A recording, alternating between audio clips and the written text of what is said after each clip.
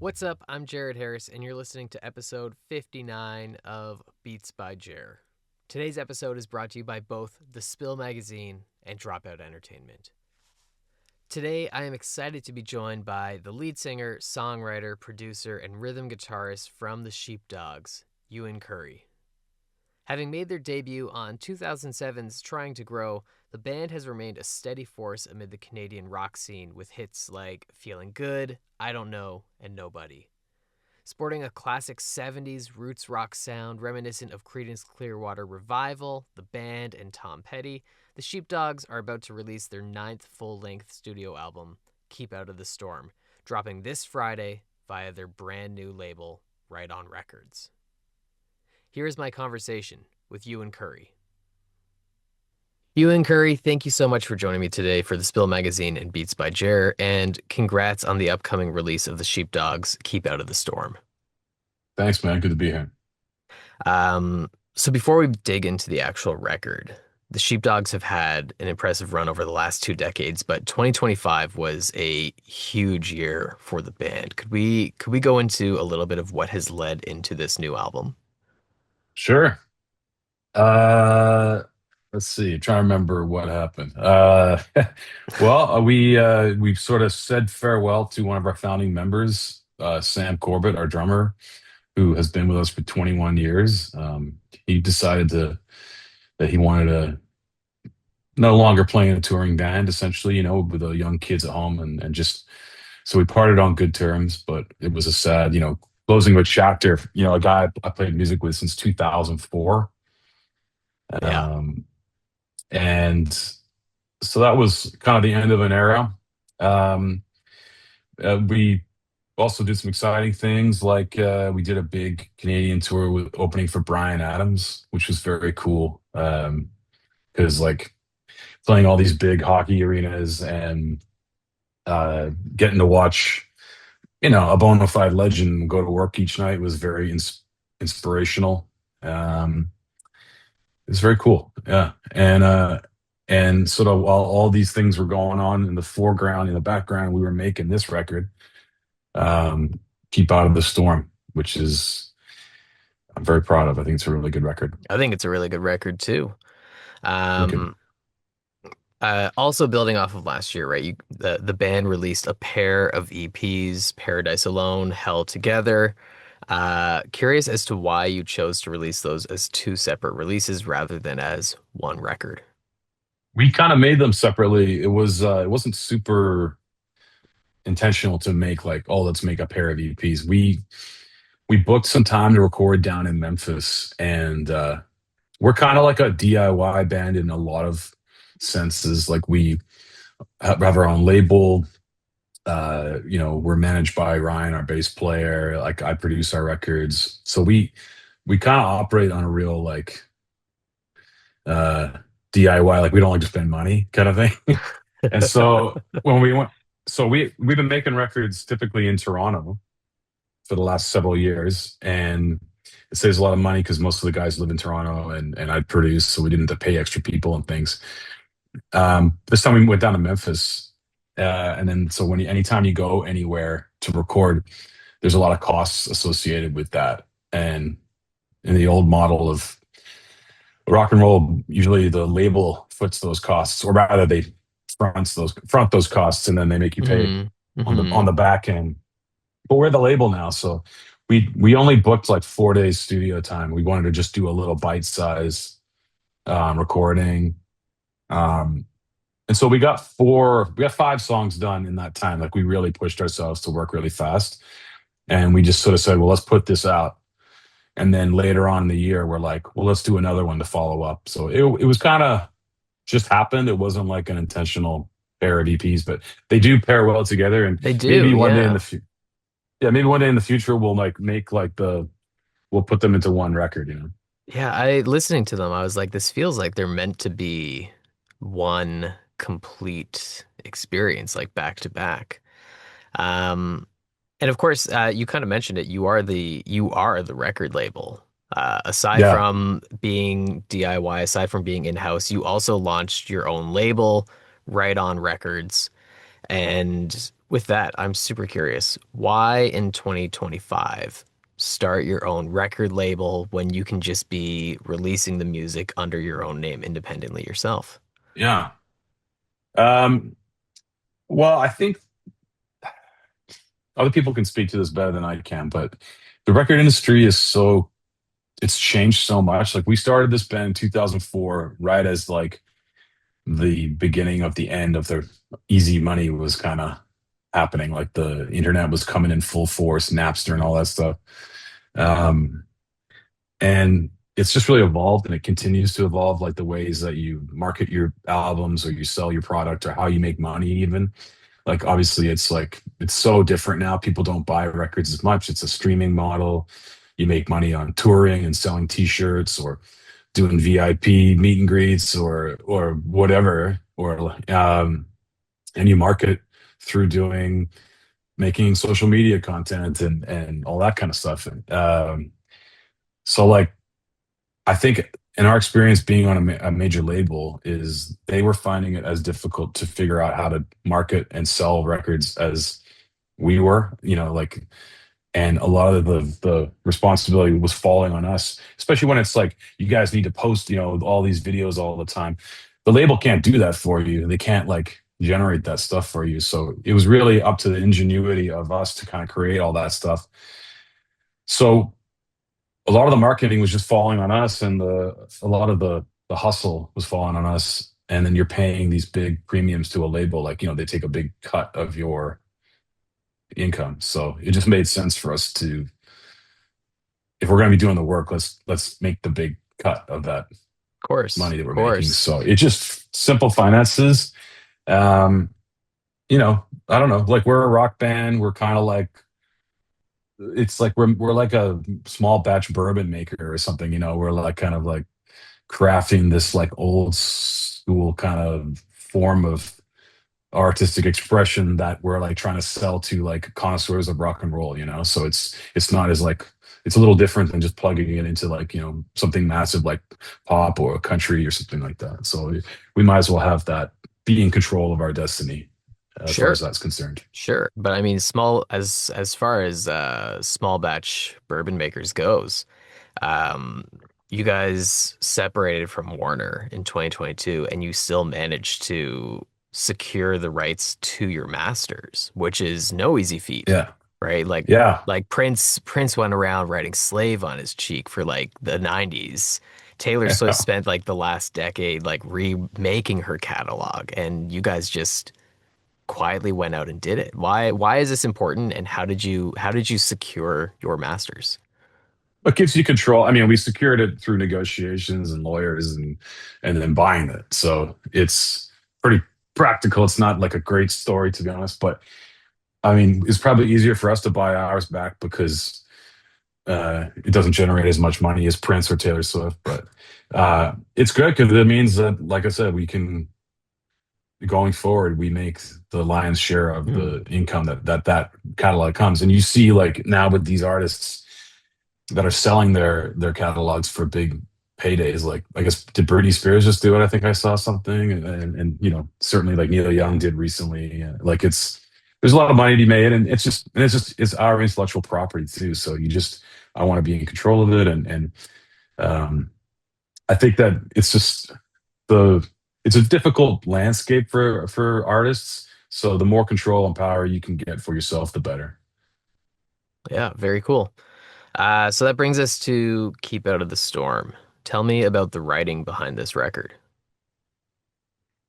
You know, I don't approach writing songs differently, really, album to album. It's literally like when it's time to go to work, I just sit down and I work and I like go through my phone that has like voice memos on it and I find here are some ideas and I kind of skip the bad ones. And then if I hit on one that I think is cool, then I pick up an instrument and I rock and I just try to figure out how to turn this little nugget into an actual song.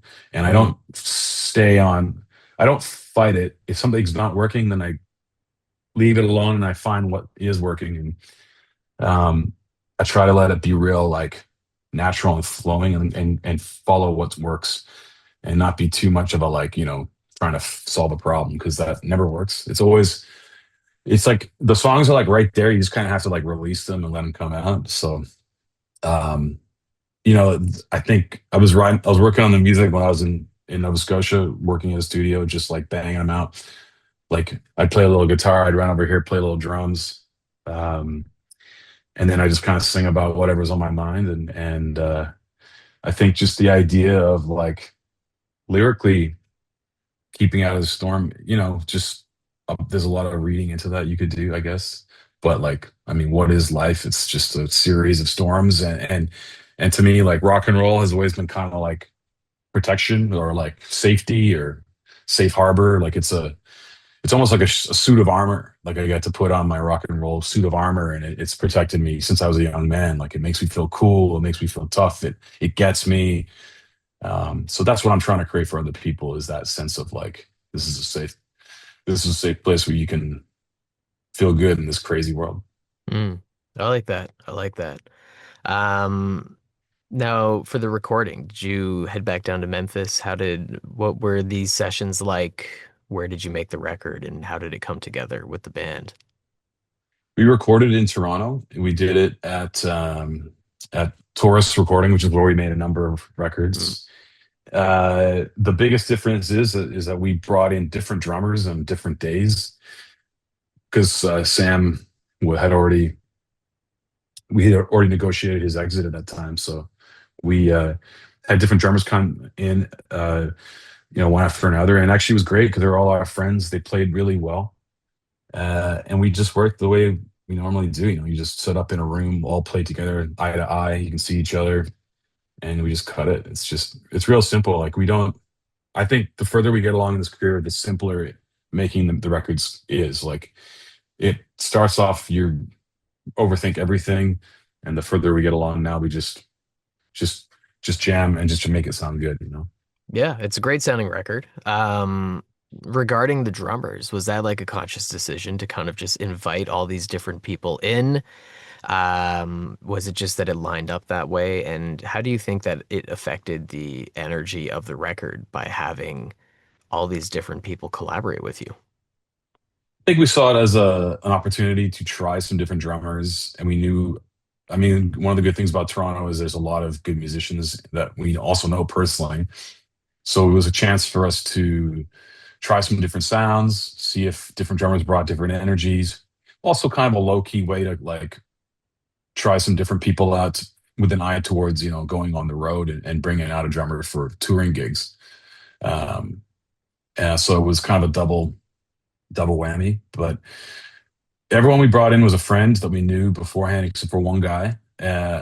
And we just had a great time, and it was kind of fun. And there's also like something to we're like an old band, like we've been around for a long time, and like it's kind of like old when you've been around with a group for a long time, you can like bicker or like you have your old grudges and stuff, but you bring in a new person and it kind of like makes everything a little nicer, a little more polite. Like it's kind of like the Beatles when they brought Billy Preston in. Like they were like on their good behavior again. Yeah, yeah, So there's a yeah. little bit of that going into it as well. But it was easy. There was honestly no problems. It was actually really awesome, and we got to play with a bunch of really good drummers. Sick. Now you produce the records as well as like the songs kind of start with you. Do you Yeah, find that it's challenging to balance that role as songwriter and also producer when you're kind of hearing the vision come together? Or does it feel more like a natural extension of the process? I think they connect. Uh, they go together. I When I write a song, I don't just like write chords and words. Like I think of like arrangements.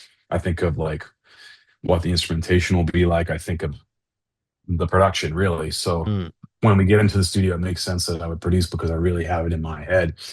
And a lot of being a producer, I think, is having a vision and being able to say, hear a song and be like, here's the best way to frame this song. So to me, it's a natural progression that I would go from writing these songs to producing them.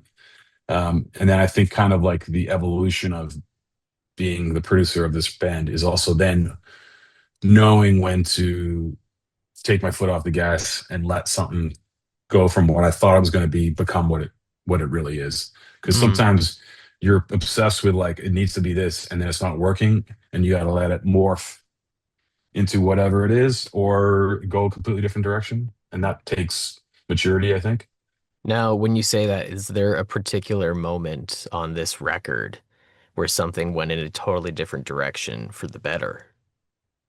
There's a song called "Playing All Night Long," which has a real like halftime groove, like kind of like a bit like "Up on Cripple Creek" by the band or something like Mm. that. Hmm. And initially, it had more of a straight ahead feel. In fact, in the finished version of it, 2/3 of the way through the song, we switched the feel, and that's the when we changed to the other feel, that's the original feel of the song.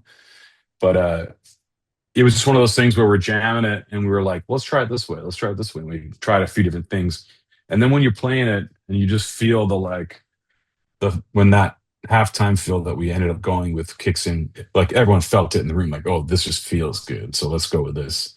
That's one example. On past records, there's been songs where we did them up tempo and they just sounded cheesy, and you slow them way down and change the approach, and all of a sudden it's like something completely different that I never expected. But it's like, oh, this is the magic. Like your ears will Yeah, tell you when you're right. So just pay attention to your ears, and try not to bring your preconceived ideas uh, to the table too hard. cool, cool. Um, do you have a favorite song from this album? Actually, I really like playing all night long.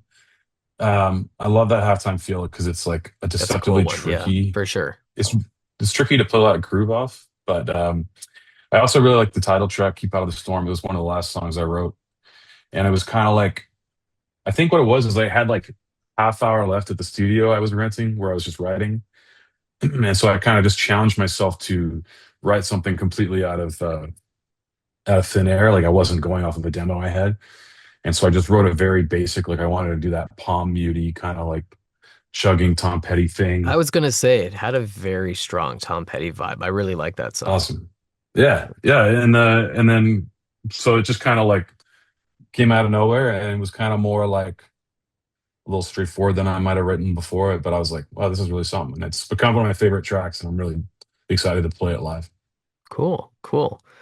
Um, on that note, March 13th, you are kicking off your cross-Canadian tour with a string of dates throughout Ontario and then heading out west from there.